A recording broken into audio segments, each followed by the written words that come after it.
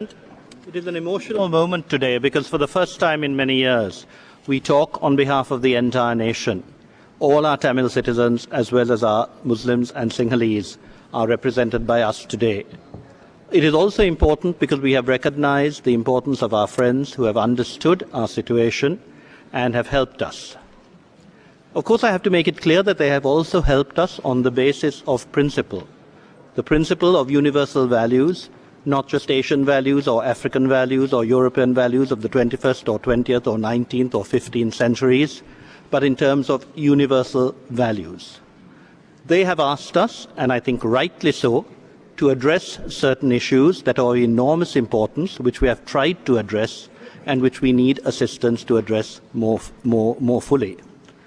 Firstly, there is the question of the condition of the people in our camps. They had suffered a long time, and it is our duty to give them not only minimal standards, but decent standards.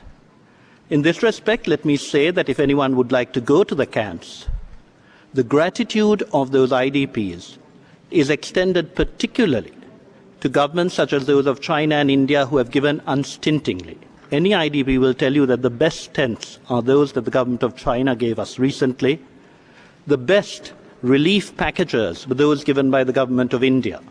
And it is that type of generous giving for people who have suffered that we appreciate.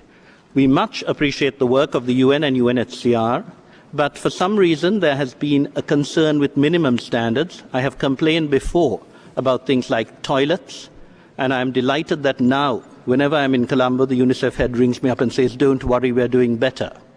We are also doing better, he says, by consulting local NGOs.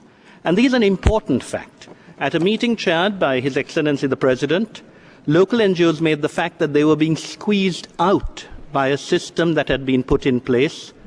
The Deputy Head of OCHA, with whom I had a long discussion, said that perhaps they had been approaching Sri Lanka in the wrong way, thinking that we were helpless.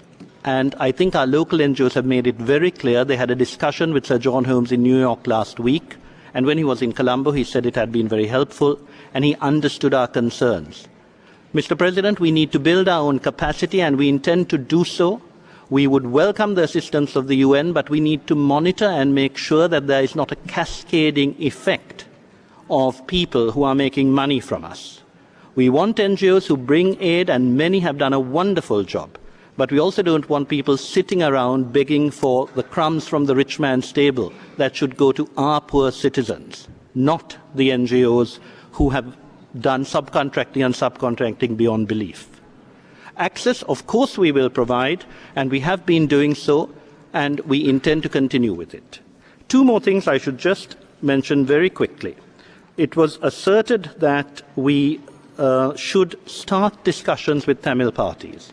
Mr. President, it is vital that we do so, but we have done so in the past. Now the Tamil parties can speak out more forcefully because they are rid of the fear of terror.